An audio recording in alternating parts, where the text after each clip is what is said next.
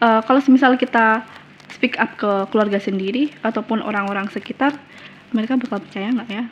Korban kekerasan seksual kan? Apalagi kalau pelaku-pelakunya itu seperti tokoh agama. Ada juga Sunday Market, itu dimana kita emang mewadahi perempuan-perempuan yang memiliki UMKM ataupun hasil-hasil kreativitas mereka kayak gitu. Kenapa sih pemimpin itu harus laki-laki? Bismillahirrahmanirrahim. 5, 4, 3, 2, 1, opening.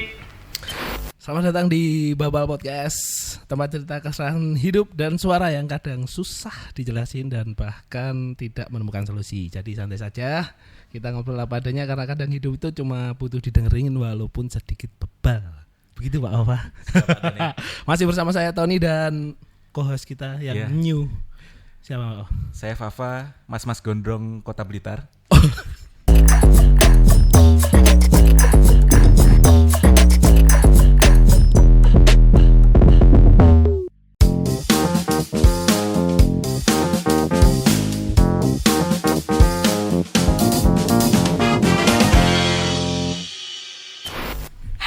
Kok kalau dari Inggris itu sebenarnya nggak gondrong. Berarti harus dilepas dulu nih mas talinya. Nanti mungkin mengganggu performa Pak kalau ini. Ya. Gini Pak Fafa. Fafa itu kan banyak ya Pak Fafa. Ya betul. Pak Fafa ini Pak Fafa siapa? Coba jelaskan dulu.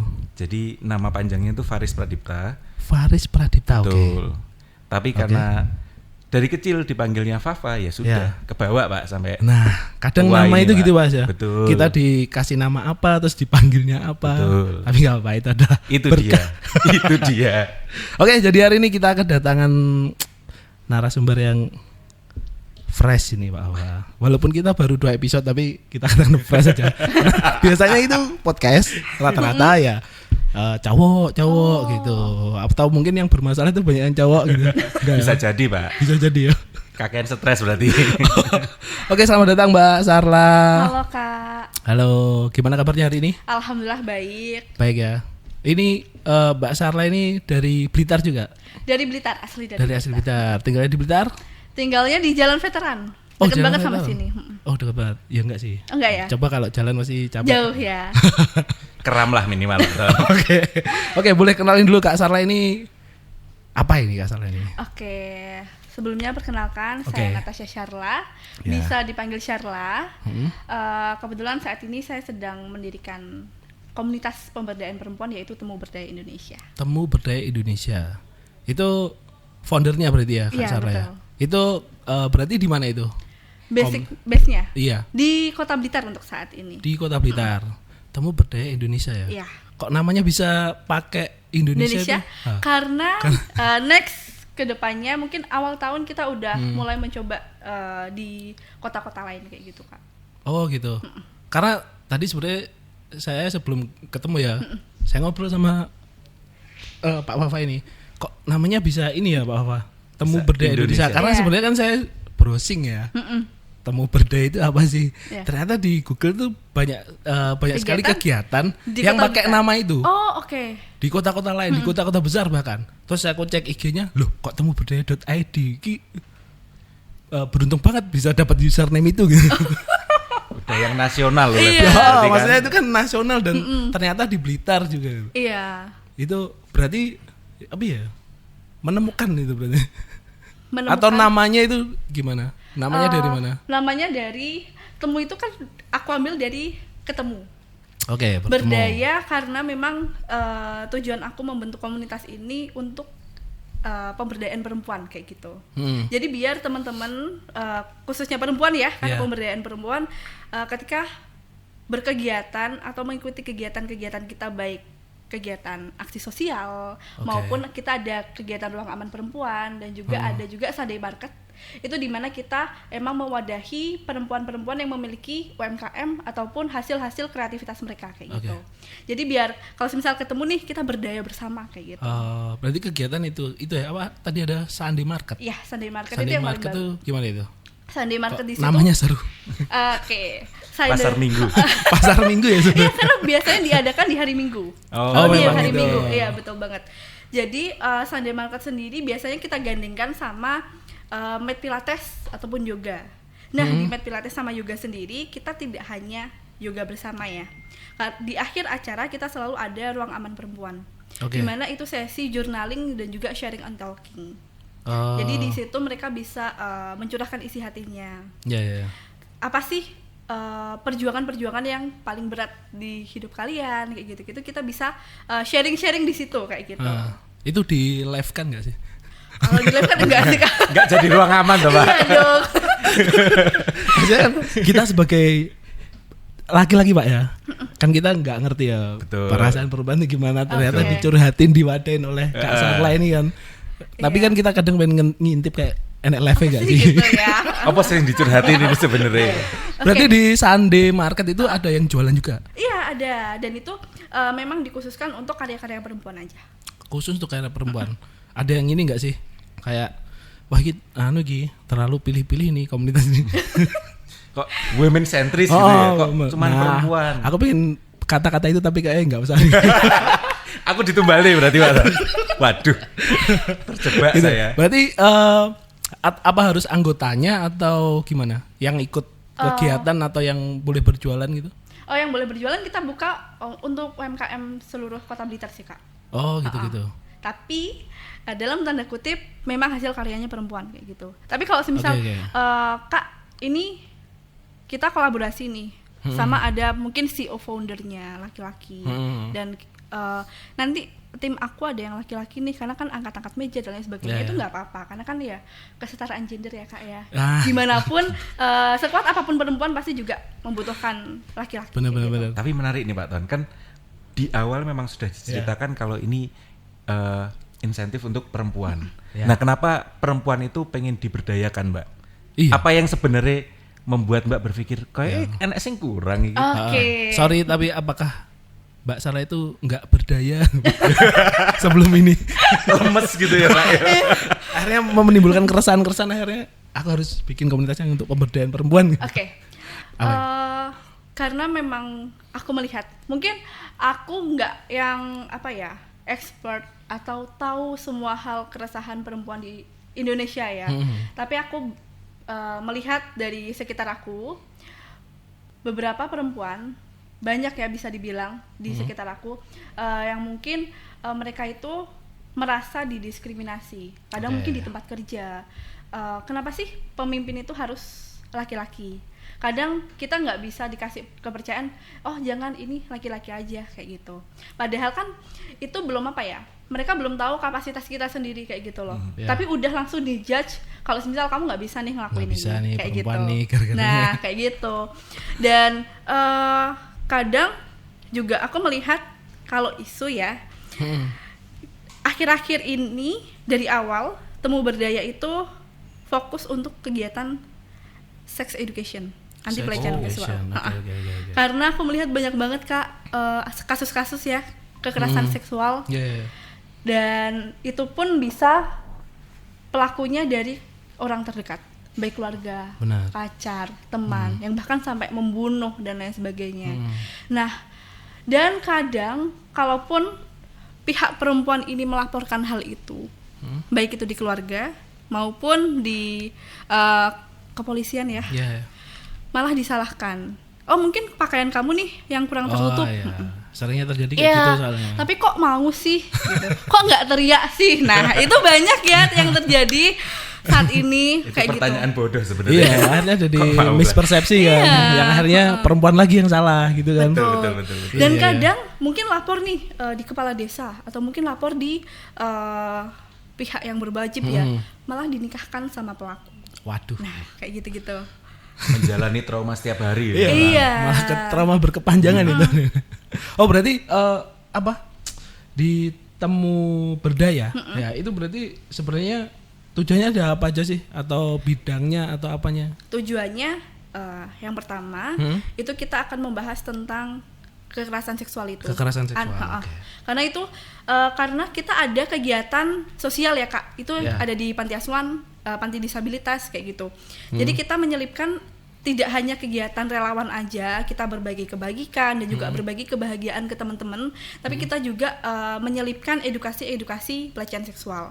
Karena seperti yang akhir-akhir ini ada kasus nih mungkin tokoh agama ya yang akhir-akhir ini melakukan pelecehan seksual di depan umum yang seperti memegang dan juga area-area sensitif lah anak kecil kan mereka masih belum tahu nih ini bener apa enggak ya kayak gitu. Nah itu kita kasih edukasi dari situ gitu. Mana sih anggota tubuh yang harusnya kalian itu nggak boleh untuk diakses oleh bahkan keluarga sendiri kayak gitu. Kayak gitu. Tapi susah nggak sih ke edukasi ke anak kecil, apalagi kan itu bukan hal yang kalau di negara ini kan bukan hal yang umum ya. Iya betul. Nah itu gimana itu? Kita melihat audiensnya dari rentan umur berapa. Kita ada 2 pengalaman untuk kegiatan sosial di panti asuhan. Yang pertama itu ada di panti asuhan Muhammadiyah. Itu rentan usianya di SMP teman-temannya. Nah itu kita bisa nih kasih edukasi melalui materi. Tapi kalau semisal ada juga di panti asuhan itu di panti asuhan Yergis, itu kan rentan usianya di ini balita SD kayak gitu, mungkin paling gede SMP. Nah itu kita kasih edukasi pelecehan seksualnya itu dalam bentuk games. Kayak gitu. Jadi biar mereka fun dan juga langsung tahu. Karena kadang kalau semisal kita hanya kasih materi aja ngantuk atau mungkin nggak masuk nih di otak kayak gitu. Malah ngantuk. Iya. Terus anak kecil udah diajakin. Iya. Apalagi, nah itu loh maksudku kan anak kecil kan kayak gitu ya, nggak bisa diatur ya. Apalagi kayak games gitu kan, gimana kan dia pasti pilih enggak lah aku lari berantem sama temennya ya kan kayak gitu kan. Lihat di paut gitu loh Pak.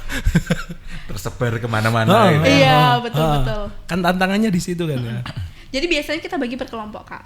Jadi ada beberapa kalau setiap kegiatan sosial itu relawan yang daftar sekitar 10 hingga 15. Nah, itu kita bagi tuh. Anak-anak pantinya ada berapa, relawannya ada berapa, kita bagi mungkin 5 kelompok. Nah, dari situ biasanya untuk gamesnya itu mungkin ada gambar nih, poster. Coba tempelin stiker, kayak kita ada stiker-stiker nih, tempelin mana sih anggota tubuh kalian yang nggak boleh nih disentuh kayak gitu, tempel. Mereka udah tahu belum sih kayak gitu. Nah kita edukasi dari situ kayak gitu. Ya simple ya. Iya. Maksudnya. Tapi saya penasaran nih Pak Ton. Itu kan dia pembelajaran, ada materi, ada poster, ada stiker. Nah itu kan biaya operasional Pak. Iya. Nah pendanaannya kalau gitu. Organisasi sosial itu dari mana Mbak Sarah? Kalau pendanaannya sendiri berawal dari pribadi Kak. Berawal dari pribadi. Pribadi Mbak Sarah sendiri. Pribadi saya sendiri. Nah, kalau kadang kan kegiatan sosial saya ada biaya kontribusi. Biaya kontribusi itu mencangkup konsumsi sama donasi. Donasi itu dalam berupa biasanya bingkisan yang nanti dibagikan sama teman-teman panti. Udah itu aja. Kalau misal poster dan lain sebagainya itu purely dana pribadi aja. Kayak gitu. Berarti anggotanya di Temu Berdaya ini ada gimana struktur organisasinya atau gimana?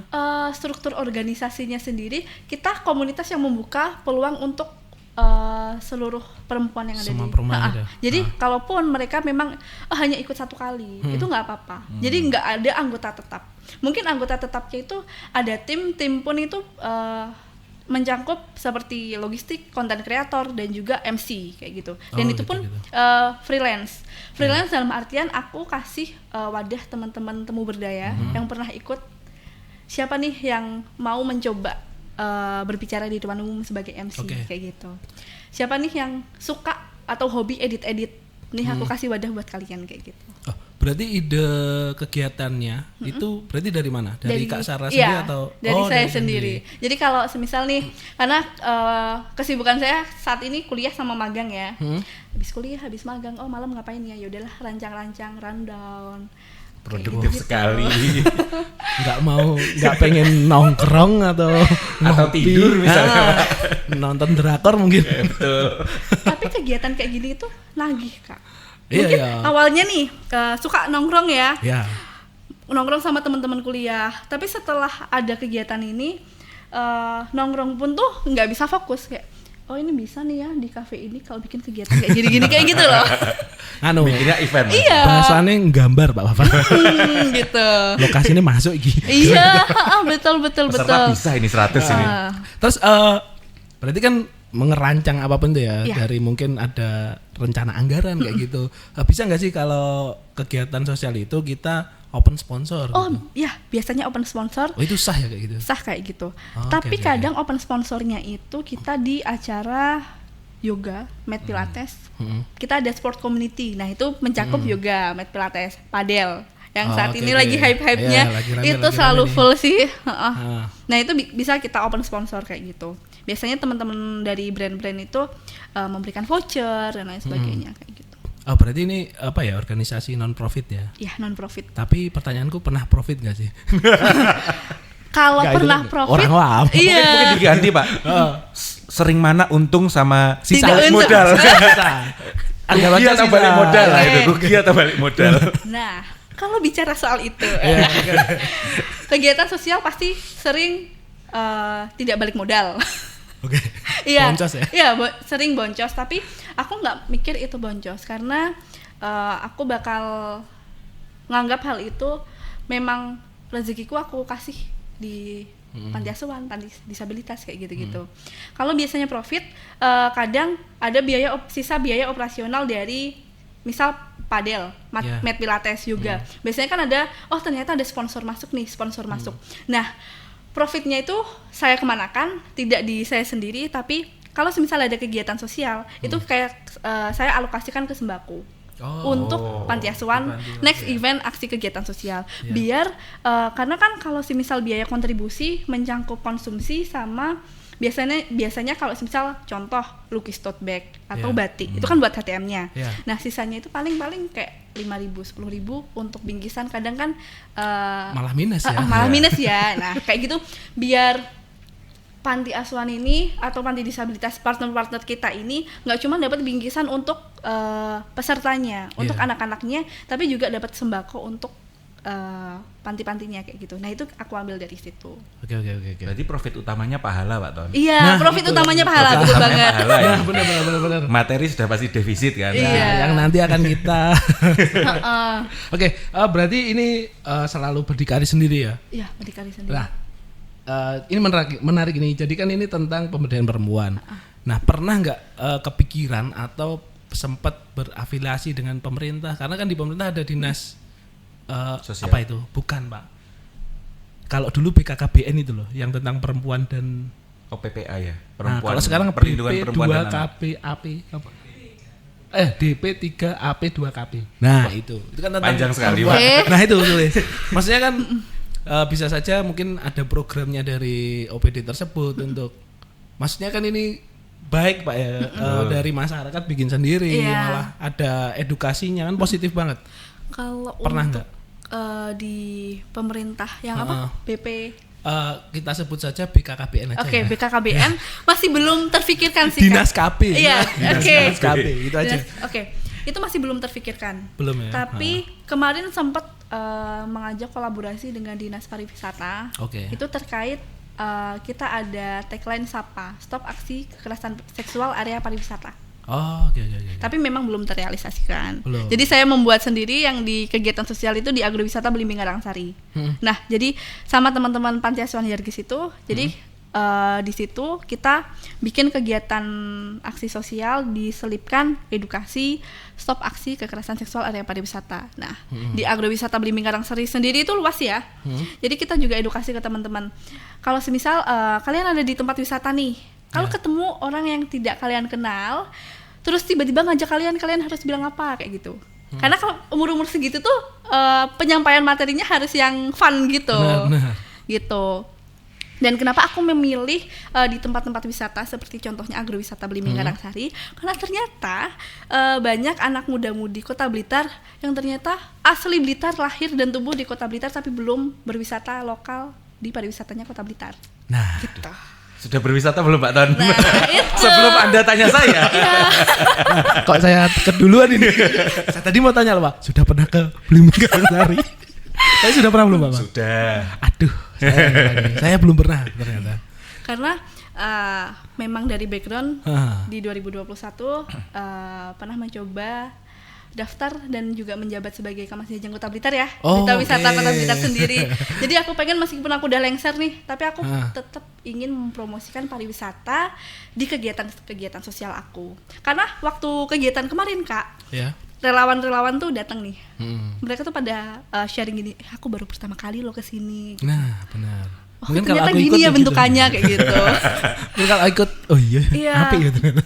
Apalagi yang best experience mereka, selain melakukan kegiatan sosial di sana, kasih edukasi ke adik-adik panti asuhan, dan juga merasakan petik belimbing ya di sana. Mereka baru pertama kali coba bakso belimbing khas agrowisata Belimbing Karangsari. Itu benar. Gitu. Sempat dengar aku bakso belimbing itu. Belum coba Kakak? Belum. Oke, next dicoba ya. Sudah coba berarti ya? Oh, sudah coba. Itu baksonya dari belimbing itu atau gimana? Iya, jadi baksonya dari bakso sapi, ya. Tapi dalamnya itu ada potongan-potongan belimbing. Wih. Menarik. Di kuahnya pun ada potongan belimbing juga. Tapi apakah rasanya manis? Apakah rasanya buah? Enggak mengubah cita rasanya. Tetap kayak bakso gitu ya? Iya, tapi ada sensasi segernya. Oke. Gitu. Menarik. Perlu dicoba Pak Ton. Gitu.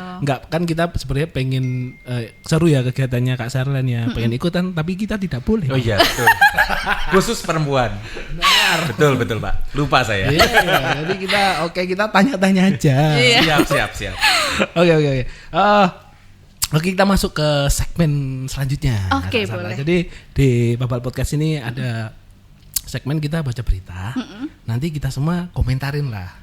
Jadi terserah komentarnya apa, mau membedahnya beritanya atau pengen nggak mau komentar juga nggak apa-apa sih.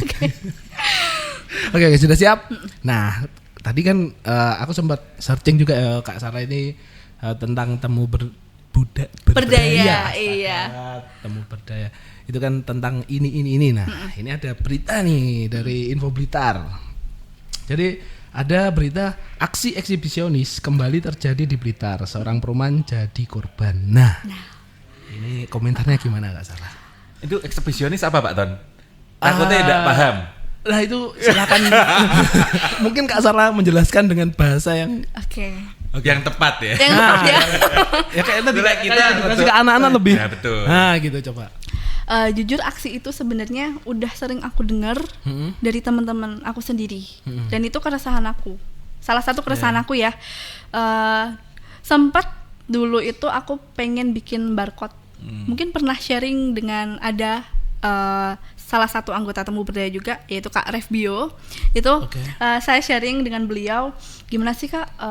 Aku pengen deh bikin barcode di mana buat teman-teman perempuan yang misal nih, kan aksi-aksi kayak gitu tuh biasanya dilakukan bahkan nggak di tempat-tempat sepi loh Kak. Tempat-tempat ramai pun mereka tuh berani untuk melakukan kayak gitu. Melakukan apa tuh? Coba dijelaskan dengan bahasa yang sopan dan aman dari oleh YouTube Mbak. Gak apa-apa. Jadi kadang kita hanya berjalan nih atau diem di pinggir jalan. Ada salah satu oknum laki-laki yang memperlihatkan alat kelaminnya, memakai motor kadang. Nah itu kan kita kalau semisal shock nggak bisa berkata-kata nih. Terus kalau semisal mau lapor pun ada bukti apa? Kalau semisal nih, oh ya foto plat, terus habis foto plat, nih aku kemana kayak gitu. Nah aku tuh pengen banget bikin barcode itu untuk teman-teman yang menjadi korban ya. Karena itu bisa dibilang pelecehan seksual, tapi kalaupun kita cerita ke orang, oh kan belum diapa-apain kamu. Nah gitu loh. Masalahnya di situ apa? Ya kan? Benar. Kadang orang tuh jadi ini mau lapor tapi cuman gini aja. Padahal itu kan bisa ngaruh ke psikis kita ya. Kayak gitu. Kena mental lah mental. Iya. Jadi biar dengan adanya barcode itu mereka bisa lapor di situ, bisa menjadi nggak cuman evaluasi tapi juga diusut. Karena kan pasti ada nomor platnya kan, kayak gitu. Biar ada efek jera kayak gitu loh. Karena menurut aku, kenapa semakin hari semakin marak dan juga tetap ada kayak gitu, bahkan makin banyak, ya karena nggak ada tindakan tegas. Kayak mereka nggak akan ketangkap gitu loh Kak. Tapi pelaku eksibisionis itu apa? Gangguan jiwa nggak sih? Bisa jadi. Atau apa itu? Bisa menurut pengalaman bukan pengalaman sorry belum pernah jangan sampai cerita pengalaman dari teman. Cerita pengalaman dari teman itu bahkan teman-temanku cerita waktu aku SMP Mas Yan. Waktu mau ke rumahku, dia itu, ini boleh sebut tempat nggak? Boleh ya. Dia ini lewat belakang perumahan Bogor Kota Blitar. Oh ya GKR. GKR itu. Nah itu kan sawah-sawah tuh banyak tuh. Iya benar. Mereka lewat situ, nah adalah salah satu oknum laki-laki yang seperti itu. Shock lah mereka, dari rumah tuh cerita gini-gini. Itu aku inget sampai sekarang.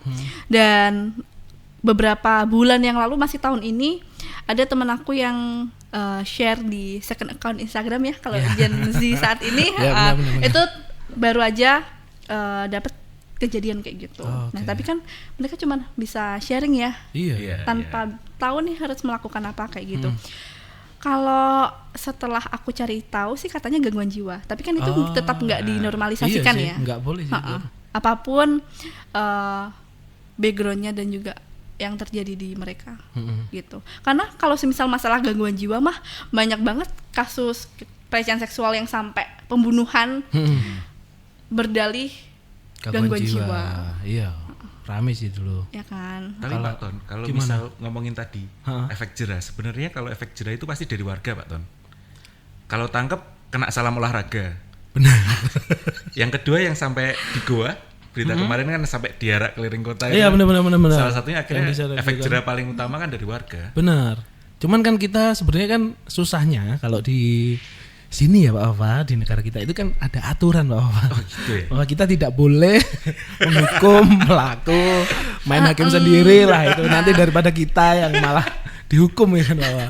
Nah itu susah Pak Wafa. Jadi sebenarnya malah kegiatan yang dilakukan Kak Sarah ini bikin barcode lah apa itu sebenarnya salah satu hal yang menurutku oke banget gitu loh. Yang positif ya, tidak ekstrim ya. Jadi Kak Sali kan mewadahi nih dari kasus-kasus ini, membantu pembuktian lain-lain untuk nanti diteruskan ke tahap pelaporan ke pihak berwajib kayak gitu kan. Ya. Tapi masih percaya Mas pelaporan itu diproses enggak? Nah itu. Kalau saya percaya sih Pak. Percaya. Ya. Kita percaya aja dulu. Positif sekali Bapak ini. Mungkin kalau dari Kak Fafa sendiri, iya, Kak Fafa apakah percaya dengan pelaporan seperti itu? Tergantung. Oke. Buktinya ada atau tidak? Benar. Pengacara Anda kuat atau tidak? Oke. Gitu. Oke. Jadi kita ikut bertarung juga ya sebenarnya. Makanya kalau nanti ada salam olahraga itu biasanya lebih efektif. Oke. Iya, kadang kita banyak banget ya kejadian apapun lah itu, nggak cuman exhibition atau apapun, entah pencurian atau apa. Ya karena masyarakat muak aja akhirnya Betul. Ya wes dihajar aja. Tapi memang jadi masalah ya akhirnya. Memang akhirnya jadi masalah. Tambah chaos. Benar. Berarti itu keresahan Pak Tony. Ya sebenarnya saya itu lebih ke tertib dan menghindari hal seperti itu ya Pak. Daripada ya kan kita sudah dewasa udah ngerti ya kalau melakukan hal negatif akan mendapatkan ada konsekuensi. Ada konsekuensinya. Nah itu. Oke, kita lanjut masuk ke berita selanjutnya ya. Oke. Jadi ini agak banyak diskusi tadi kita. Jadi polisi kemarin berhasil menangkap oknum tokoh agama di Blitar yang diduga lecehkan 3 anak. Nah ini kan aku dulu aja ya. Cari aman. Ya? Cari aman. Bukan cari aman. Maksudku sebenarnya aku ngikutin ini ya. Dari belum masuk berita kan ada teman-teman juga yang cerita kayak gitu, dari belum rame itu sudah dicurigai kayak gitu. Maksudku kok ya miris banget ya. Dicurigai oknum lama. Ini ya, iya dia kan tokoh gitu. Maksudnya ya gimana ya? Kadang kita itu mau bersikap karena beliaunya tokoh, kita kan mau nggak mau harus menganggap beliau itu adalah guru kayak gitu kan. Cuman kalau ternyata beritanya kayak gini kan kita asas kepercayaan. Nah itu kan jadi menurun Mbak Ova. Apalagi hal yang dilakukan ini sangat bersimpangan ya. Kecuali kayak tiba-tiba memukul orang, nah itu bisa saja emosi gitu aja. Cuman kan ini menyimpang banget gitu loh. Dari ajaran yang diberikan ya. Jadi kayak gitu sih, kalau aku miris banget sih Pak Wafa berita ini. Kalau Pak Wafa dulu, nggak salah terakhir aja lah. Kalau aku melihat kayak gini tuh karena nggak ada SOP Mas. SOP dalam arti gimana? Ketika kita berada di suatu institusi atau lembaga ya, entah itu keagamaan, entah itu pendidikan, masih banyak yang belum punya SOP bagaimana penanganan pelecehan seksual. Pelaporannya dulu deh, kemana dulu, terus akan diproses kemana, eksternal atau internal. Oke, benar. Itu juga bullying kayak gitu. Makanya di beberapa institusi yang asrama atau yang sering bersama itu akhirnya banyak penyelewengan atau penyimpangan, dan itu nggak terpublish atau terselesaikan. Jadi nggak punya SOP-nya gimana atau penanganannya seperti apa. Oh, maksudnya kalau misal di satu lingkungan itu ada yang melakukan hal seperti itu, betul, itu harus diapain kayak gitu maksudnya. Oh, iya. Nah, misal dia akan dia adalah salah satu yang punya jabatan atau punya posisi tinggi dalam institusi. Terus dia mau dilaporkan kan nanti efeknya ke yang lain, Mas. Misal dia adalah seorang pengikut di suatu agama. Nanti dia dikucilkan misalnya dari agamanya. Itu kan juga ketakutannya di dia dan keluarganya gitu. Tapi kan kalau dilaporkan kan nanti bikin namanya buruk, Pak Wafa. Lembaganya ini misal. Ya, harusnya tidak melakukan itu dulu. Itu maksudnya. Bukan masalah lembaga. Kalau lembaga malah justru harusnya dia yang lebih keras, Mas. Iya, harusnya lebih keras. Dia yang tanggung jawab. Harusnya kan lebih menjaga ya Kak sih. Betul. Gimana Kak Sarla gimana nih? Oke, sebelumnya aku boleh menanggapi tanggapan Kak Fafa terkait boleh, SOP boleh. itu. Oke. Nah, karena di berita ini kan yang melakukan tokoh agama. Iya. Harusnya sebagai tokoh agama kan tahulah mana yang berdosa dan juga tidak. Dan kadang kenapa kalau kakak-kakak lihat banyak kasus pelecehan seksual itu dilakukan di anak-anak. Kadang mereka kan masih belum tahu. Bahkan orang dewasa pun, baik itu terjadi di pelecehan seksual korbannya perempuan maupun laki-laki, alih-alih ini mendapat pahala. Iming-imingnya pahala. Iya, nah. Akhirnya kayak ya betul gitu. Karena dapat pahala. Iya. Hal-hal kayak gitu sih yang lebih concern ya. Jadi gimana kita bisa menyadarkan mereka dan memberikan edukasi sejak dini, apapun alasannya, kalau semisal ada orang lain yang menyentuh area tubuh kita yang terlarang itu, mau nggak mau ya harus speak up gitu. Baik itu mulai dari keluarga sendiri dan lain sebagainya. Tapi ada satu masalah lagi nih soal speak up. Aduh, apa lagi nih? Kadang meskipun kita cerita, baik itu di keluarga maupun teman, apakah mereka langsung percaya atau malah menghakimi? Nah, itu yang bikin para korban itu ya bisanya cuman diam. Kayak gitu. Bener lagi. Kamu sih kan. Iya. Masa sih kayak gitu kan nggak mungkin. Bajumu sih Pak Ton. Nah, kaos itu loh. hitam. Yang sering terjadi. Ya kan siapa tahu kan. Pakai kaos hitam sih. Yang sering terjadi malah disalahin balik ya. Iya, disalahin balik. Soalnya kamu bajunya terbuka. Nah, kayak itu kan. Betul. Ada serba-salah. Iya. Malah yang pertanyaan paling membingungkan, kok kamu mau, kok kamu diam gitu. Loh? Gitu. Nah, kalau udah panik kan memang iya. kan freeze ya respon tadi. Ya kayak tadi lah yang korban eksibisionis tadi ya. Itu kan ternyata ketika wong cuma dilihatkan itu aja. Kaget. Itu aja udah kaget, udah apa bahasane Jawa ya apa? Mematung. Bahasa Indonesia sih nge-freeze ya nge-freeze. Ya enggak bisa ngapa-ngapain loh, apalagi di itu ya, korban kekerasan seksual kan. Apalagi kalau pelaku-pelakunya itu seperti tokoh agama, keluarga sendiri, bapak kandung sendiri, bapak tiri atau ibu tiri dan lain sebagainya. Itu kan kalau semisal kita speak up ke keluarga sendiri ataupun orang-orang sekitar, mereka bakal percaya nggak ya? Aku cerita dari mana ya? Gitu. Iya. Susah sih, apalagi keluarga sendiri kan. Kalau cerita dimarahin, terus nama keluarganya jadi buruk. Iya. Wah, serba salah Pak. Apalagi kalau semisal mungkin dari keluarga udah nggak terima nih, atau dari orang-orang sekitar juga ini ya, oh ya udah dilaporin aja ke pihak berwajib atau mungkin biasanya kepala desa atau apa sih, ya kayak gitu-gitu, yang malah berakhir dinikahkan dan lain sebagainya kayak gitu. Nah itu kan jadi kayak, ini kok aku lapor malah aku yang kena ya. Melihat trauma siap hari. Kan? Kok malah disatukan. Oke. Sulit ternyata ya. Oke. Jadi kita karena ini sulit ya Pak Fafa, kita ganti saja nanti. Iya. Solusi yang belum ditemukan sejak dulu itu Pak. Tadi sempat ini ya ada satu program kegiatan dari tema berdaya ini charity. Kayak gitu ya, bantuan. Nah, pas cocok nanti nih. Kita akan membahas.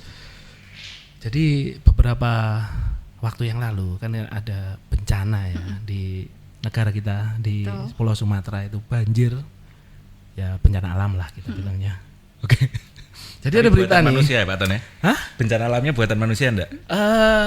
Sepertinya susah ya Pak Apa kalau misal aku pengen bencana alam Pak. Kan itu harus masif, terstruktur kayak gitu apa. Mungkin saja. Tapi kita sebut saja bencana alam. Oke, jadi berita dari CNA. Jadi terkait korban bencana ya. Jadi korban banjir Sumatera itu kemarin diberikan jaminan hidup 10.000 per hari. Terus yang meninggal disantuni 15 juta. 10.000 per hari. Iya ya.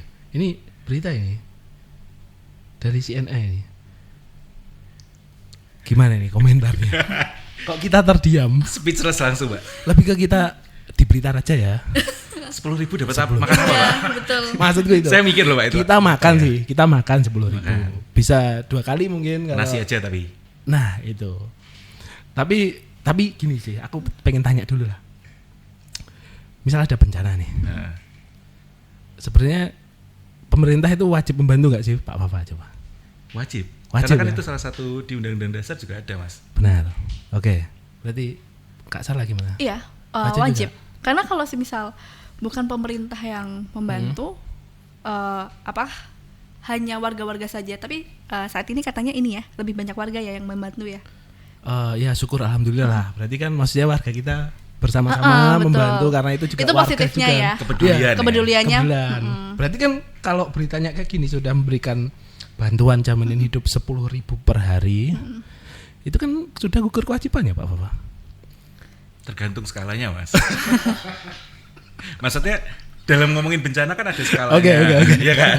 Iya. Terus nanti apakah bencana itu memang yang sudah bisa dimitigasi seharusnya? Oke. Geologis kita aja kan ini ada tsunami, Benar? terus ada gunung meletus. Ya. Nah, sekitarnya itu kan berarti harusnya sudah, kalau misalnya ada gempa penanganannya seperti apa, kalau ini seperti apa kan harus ada. Kalau itu gagal baru ada aksi, terus akhirnya evaluasi. Nah, kalau sistem ini nggak ada kan, bukan sampai sistem itu nggak ada aja sih. Harusnya itu terus berputar. Iya. Gitu. Jadi nggak akan gugur kewajiban sih jatuhnya, Mas. Nggak Menurutku gugur ya. Iya. Tapi tidak tahu kalau bapak-bapak yang lain atau ibu-ibu yang lain. Oke. Kalau Kak, Kak Sarah gimana? menanggapi yang 10.000 per hari itu ya. Iya. Itu. Kalau nggak salah aku baru aja baca berita nih kapan lalu yang ada yang memberi donasi dari mana ya? Dari Elon Musk apa siapa sih? Yang sinyal ini Starlink. Starlink. Starlink. Iya. Tapi Elon Musk, malah dikasih yang 20.000 iya, gitu 20.000 ya? per hari untuk Jadi harus sinyal. bayar, Pak? Harus bayar. Warganya ya. Jadi dikasih bantuan internet tapi suruh bayar. Iya, suruh bayar. Oke. Nah, itu gimana? Mungkin gini. Itu dari siapa, Mbak, yang minta bayar, Mbak? Dari warga sekitar kalau nggak salah. Oh, Gimana ya? dimanfaatin warga sekitar. Oke. Nah, biasanya tuh ini banyak berita yang ternyata donasi-donasi yang kita salurkan itu berhenti di posko besar. Atau katanya petinggi-petinggi desa sana malah memanfaatkan ini dulu deh buat keluargaku dulu kayak gitu-gitu loh. Itu gimana sih Ya kan, tanggapan dari kakak? kalau tanggapanku kan mungkin saja keluarganya juga terkena bencana. Bukan mungkin, Pak. Berarti kalau itu kan Iya, satu udah daerah kan pasti. kena, Pak. Terus kalau internet tadi nih, menarik internet ya. Ya mungkin saja gini, kan kita nggak butuh internet tuh, kita butuhnya kan makanan. Oke. Makanya kita main lah. Kayak gitu sih. Tapi Kak Sarah sempat ini ya sama komunitasnya kirim bantuan. Bantuan. Ya? Oh, oke. Kita Gimana ada itu? 2 bentuk, yaitu ada barang sama dana. Barang sendiri itu kita dalam bentuk pakaian, obat-obatan, sama ini untuk perempuan pakaian dalam kayak gitu-gitu. Karena kan ini ya minim di sana. Kebanyakan ya pakaian-pakaian baju dan lain sebagainya kayak gitu. Terus kayak kebutuhan bayi, Pampers, Softtek itu kan masih kurang banget di sana katanya. Dan untuk barang sendiri kan ini ya membutuhkan perjalanan yang cukup lama. Jadi untuk dana sendiri kami alokasikan langsung di relawan sana. Karena saya dapat kabar dari salah satu relawan yang ada langsung di Tamiang, banyak posko-posko kecil yang belum terjamah bantuannya. Jadi cuman berhenti di posko besar. Posko besar gitu. aja. Jadi kita alokasikan ke posko-posko kecil kayak gitu. Oke. Aku sebenarnya penasaran ya. Setiap ada bencana itu kan banyak ya yang kirim bantuan lah, pendonasi ini dan lain-lain. Terus kadang itu aku mikir kayak misal aku pengen ngirim bantuan itu kemana gitu, atau aku harus punya kenalan dulu orang sana, sedangkan sinyal itu tadi susah, mau ngontak kan nggak bisa bayar dulu itu kemarin yang dilakukan gimana itu, prosesnya gimana? Kalau barang sendiri kita kerjasama sama ada dua pihak. Yang pertama aku kolaborasi sama namanya Popang Has No Age. Itu komunitas band ya, di Kota Blitar. Dan juga ini sama di gereja, salah satu gereja yang berada di depan Semak Dipo itu, Santo Yusuf ya kalau nggak salah. Itu jadi lewat sana beliau mengirimkan langsung ke Sumatera kayak gitu. Karena pada awalnya itu kita ingin inisiatif, carilah ekspedisi, saya kirim ke rumah relawan teman saya yang ada di sana atau posko langsung gitu. Tapi ternyata ini banyak yang nggak menerima karena aksesnya terbatas. Aksesnya susah. Terus takutnya kalau misal kita ikut yang kalau JNE kan ekspedisi besar ya kayak gitu-gitu, tidak ada dokumentasi khusus udah tersalurkan apa belum, karena ini kan donasi dari teman-teman semua. Kadang kan mereka ingin tahu nih transparansi dan juga udah sampai belum sih donasi aku. Nah takutnya kalau misal kita ikut yang skala besar seperti itu tidak bisa mempertanggungjawabkan di teman-teman yang udah ada di donasi kayak gitu. Bisa memastikan. Benar. Terus kalau semisal yang dana itu saya kolaborasi sama teman relawan. Sebenarnya bukan kolaborasi sih, minta tolong aja. Jadi aku kirim dananya ke sana, mereka yang membelikan di sana. Biar langsung untuk barang gitu ya, dibelanjakan ya. Iya, dibelanjakan di sana. Namun aku tanya dulu nih di temanku relawan yang ada di Tamiang itu, kira-kira barang-barang yang bisa dibeli di sana apa aja. Nah, yang di sana minim itu baru aku alokasikan di barang tadi. Oke. Ini menarik tadi Pak Afa. Mungkin saja ya pemerintah itu nggak mengirim bantuan atau mengirim bantuannya lambat. Itu karena ini tadi yang dialami Kak Sarla ini. Kalau kita ngirim, ekspedisinya nolak karena jalurnya susah. Jalurnya tertutup. Tapi pemerintah kan punya pesawat sendiri Pak. Kargo sendiri Pak. Punya toh. Masa nggak ada helikopter Pak? Mungkin saja udah ngirim Pak, udah rencana ngirim. Pas ke ekspedisi, maaf Pak jalurnya ketutup gitu ya. Atau mungkin masyarakat menilai tidak ada itu karena nggak ada fotonya Mas. Berarti harus potong kita dulu. Benar. Karena kemarin aja kayak ini loh, sempat ramai kemarin pasti dengar yang banyak influencer bikin donasi di salah satu website itu sampai miliaran kan. Terus malah disuruh laporan dulu. Iya, benar. Masnya mungkin saja kalau saya orang awam, aku wakal ngirim bantuan dadak kon laporan ribet. Misal aku ini. Misal saya ini. Kan bisa saya seperti itu, Pak. Bisa. Tapi ini pendapatku ya, Pak. Iya. Di zona netral ini. Oke. Benefit of the doubt ya untuk pemerintah ini. Sebenarnya kenapa bantuan itu harusnya terkoordinasi supaya tepat. Takutnya engkau mikir banjir bandang, barang hilang, baju tinggal yang dipakai. Terus ngirimlah baju. Tiba-tiba baju cewek tok. Pakai bapak-bapak, akhirnya pakai daster kan. Maksudnya seperti itu sebenarnya. Itu contoh sederhana. Contoh lebih dalam silakan digali lagi. Jadi dibuktikan apakah benar atau tidak. Tapi kurang lebih seperti itu, Mas. Iya, itu enggak tepat sih, Pak Afan. Misal kita nonton lagi salah satu stasiun TV ya, memberitakan korban banjir ya. Loh, bapaknya oke. Karena yang dapat berarti kan isinya baju cewek itu. Benar, itu nggak tepat itu. Jadi kemarin lewat teman-teman itu ya, tak kira langsung direct ke sana, ada teman yang berangkat ke sana. Oh, kalau kita mau berangkat relawan masih belum sih Kak? Masih belum ya? Ya semoga lah. Oh enggak semoga. Aduh, semoga nanti berharap ada bencana. Sorry. Tak ralat itu. Oke. Kita lanjut ke berita selanjutnya aja ya. Jadi masih terkait bantuan ini. Jadi terkait bantuan ini lebih internasional ya. Jadi kemarin tuh ada berita sebenarnya ada negara-negara itu kan sebenarnya pengen membantu kita ya. Nah, tapi ternyata ditolak. Nah, ini ada pakar nih yang akhirnya masuk berita di CNN itu, bahwa pakar itu pertanyakan sikap Prabowo yang tolak bantuan asing untuk Sumatera. Karena ini bukan perkara sanggup atau tidak. Begitu sih keputusannya beliau. Mbak Siapa dulu nih? Yang benar-benar melakukan sosial ini Pak? Kita coba. lihat bagaimana. Misal Kak Sarla ini adalah beliau itu di telepon lah dari Korea gitu. Kak ini mau kirim bantuan nih negaraku boleh enggak gitu. Oke. Kalau dari kacamata aku sendiri ya, tadi tak salah nih. Enggak apa-apa.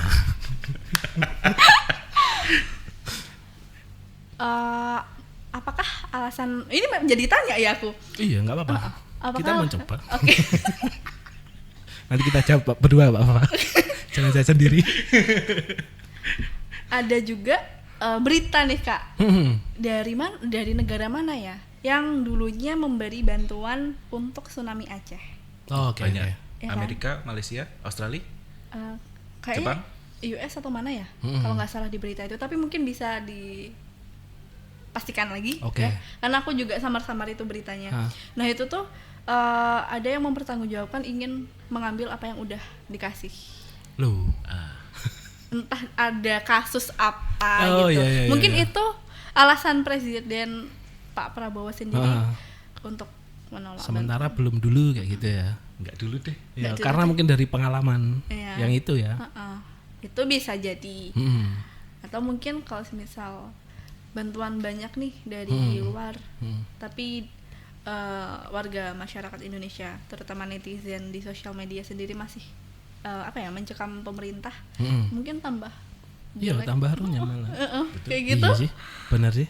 Ini kok malah negara lain ya yang bantu kita kayak Nah. gitu. Nah, Kita malah nyinyir. wah.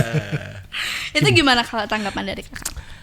Kalau dari aku terkait berita ini tadi ya, kalau aku sesimpel ya udahlah aku terima aja kayak gitu.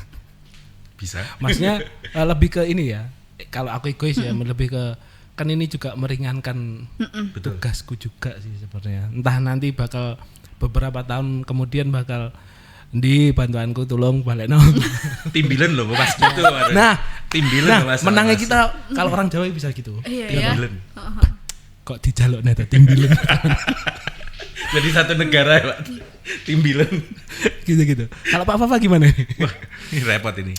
Ini kan sebenarnya bantuan asing tuh baru bisa lebih banyak masuk kalau ada status bencana nasional. Oh, oke. Nah, yang sekarang netizen bandingkan sama Korea Selatan. Ketika Korea Selatan ada kebakaran, itu langsung menetapkan status bencana nasional. Di status bencana nasional tuh umumnya akhirnya bantuan asing bisa masuk dengan segala rupa lah. Dan juga budget bisa langsung lebih cepat, proses birokrasinya bisa disalurkan lebih batasannya lebih longgar. Oke. Gitu. Nah, ketika di Korea sendiri mereka kan salah satu negara yang dianggap maju ya. Terus juga mereka punya kemampuan swasta yang bagus. Benar. Jadi ketika bencana nasional dicanangkan, ada tekanan untuk swasta. Jadi kalau di Korea itu kan ada yang namanya chaebols ya. Jadi keluarga konglomerat yang punya kayak LG, Samsung, Hyundai. Yang kayak di drakor-drakor itu. Betul. Nah, dia itu ada tekanan sosial juga untuk nyumbang. Ya. Karena kan ada pride-nya sebagai warga negara Korea dan bisnis terkemuka gitu. Dia juga punya pangkalan militer Amerika, USFK di sana. Jadi ketika itu ada Amerika yang dulu dibantu Korea ketika kebakaran di Hawaii segala macam akan secara moral akan balas budi lah. Jadi mereka bisa menangani sendiri sebetulnya. Cuman untuk mempercepat dan penggelontoran anggaran lebih besar untuk kepedulian masyarakat juga segala yang lain-lain lah. Nah, beda kasus di Indonesia. Kalau di Indonesia ini kan negara yang sedang berkembang. Kalau hemat saya Tidak apa-apa, Pak. Pengamatan saya yang sangat terbatas ini, itu kan Pak Presiden Prabowo memang sedang mencari kekuatan geopolitik tambahan, diplomasi seperti itu. Nah, ketika misal kita menyatakan bencana nasional, terus tekanan politik menganggap kalau nggak mampu Indonesia menangani kasusnya sendiri, itu kan nanti masalahnya juga dari ketika misal kayak kamu negara-negara ini anggap aja seperti manusia lah, Mas. Kita ada circle kan, terus ada satu anak koar-koar, aku bisa kok membantu kalian sampai sini. Terus satu anak nyeletuk, lah kamu aja rumahmu kebakaran nggak bisa ngapa-ngapain kok, masa RP mimpin kita kan? Itu adalah ketegangan internasional yang mungkin terjadi. Terus dan sebenarnya bantuan masuk itu nggak bisa langsung diterima sama masyarakat atau negara itu harus lewat kalau nggak salah BPBD dulu diseleksi. Oke. Nah masalahnya diseleksi gini, misal anggap lagi ya negara itu seperti pertemanan.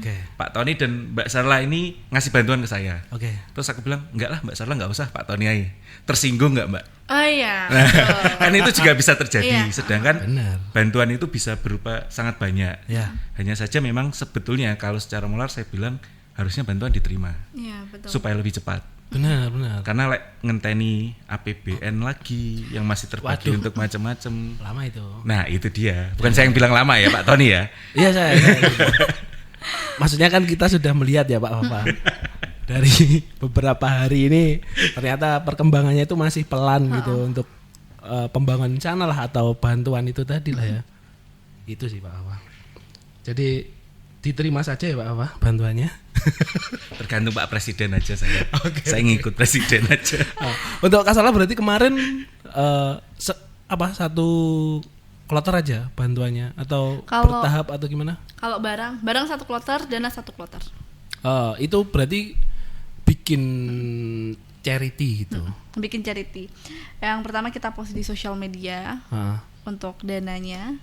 Nah, setelah itu kita bikin event di CFD. Oke. Oh, berarti bertahap-tahap ya?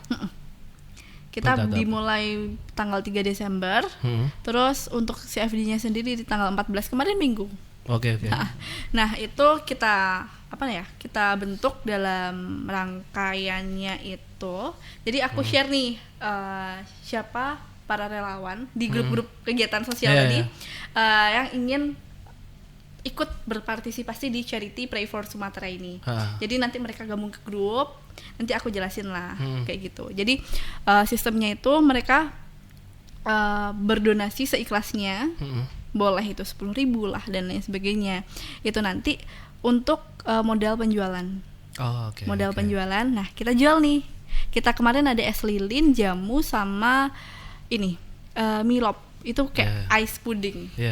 Nah hasil penjualannya itu kita kasih untuk membelikan obat-obat dan lain sebagainya. Tapi itu nggak ada dana yang kita ambil. Jadi meskipun kita tadi kan modalnya dari kita nih, tapi itu full 100% untuk donasi. Kayak donasi gitu. Ya, nggak cari keuntungan. Mbak Sarla ini sudah banyak visinya ya. Iya. Tapi kayak masuk ini Pak Ton. Di pertanyaan segmen pamungkasnya Pak Tony ini. Ketika berandai-andai gimana Pak Ton? Iya, oke. Tertarik saya mendengarnya ini Pak Ton. Jadi ini segmen terakhir ya Kak Sarla. Jadi kita berandai-andai saja. Misal Kak Sarla itu sebagai pemimpin daerah gitu.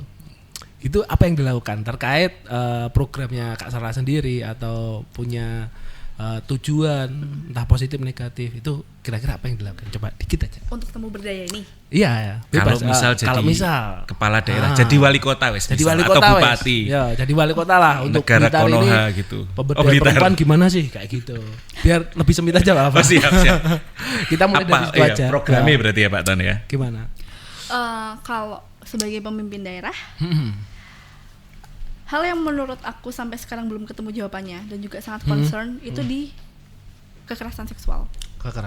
Oke. Nah, mungkin kalau semisal sebagai pemimpin daerah lebih jangkauannya lebih bisa ya untuk mengajak kolaborasi dinas-dinas terkait pelaporan. Terkait pelaporan. Yang terkait scan barcode itu tadi. Karena gimana pun juga aku sampai sekarang melihat itu korban-korban ini nggak bisa untuk speak up Kak. Tapi dengan dalam bentuk teks mereka itu bisa mencurahkan isi hatinya tanpa takut dihakimi. Tapi kalau semisal dalam posisi aku sekarang, aku masih belum tahu nih alur pelaporannya itu nanti apakah bisa diterima dan lain sebagainya. Tapi kalau sebagai pemimpin daerah kan pasti banyak akses ya di sana. Ya, tentunya kan punya kuasa, betul. Boleh langsung. Enggak bisa ikut cepet nih. Salah olahraga langsung. Iya. Bisa gitu ya. Berarti nanti terkait itu ya, lebih memajukan untuk kebijakannya itu ya. Karena kalaupun di Kota Blitar ini sudah aman terkait kekerasan seksual, apalagi di area pariwisata, itu kan bisa menaikkan ekonomi pariwisata di Kota Blitar sendiri kayak gitu. Iya.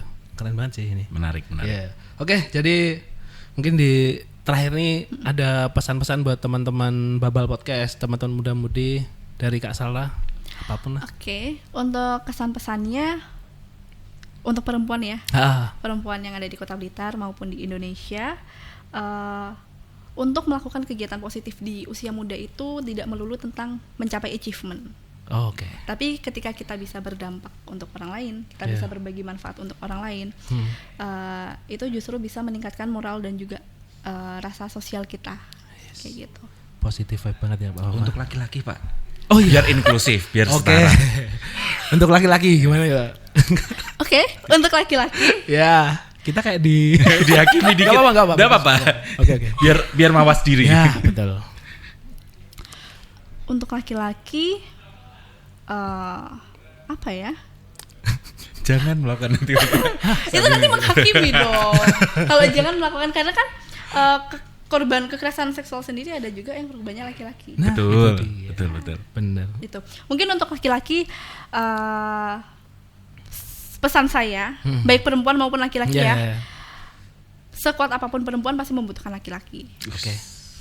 Jadi dimanapun kita berada, apapun posisinya, kita harus saling berkolaborasi. Dan juga kita kan pasti hidup berdampingan ya dengan laki-laki maupun perempuan. Jadi saling menjaga, saling memberikan rasa aman dan juga nyaman sesama manusia. Dan pastinya pesan aku untuk seluruh masyarakat Indonesia, makin hari berkembangnya zaman, jangan sampai menghilangkan rasa memanusiakan manusia. Nice banget. Oke, luar biasa Kak Salra, terima kasih udah mau mampir di Babal Podcast ya. Oke. Terima kasih juga Mbak Fafa udah menemani saya sebagai co-host. Jangan ditumbalin sebenarnya Pak ya. Saya terculik. Katanya mau nonton tok lu. Ya Allah. Oke, terima kasih Kak Salra, terima kasih Mbak Fafa. Sampai jumpa di Babal Podcast episode selanjutnya. Assalamualaikum.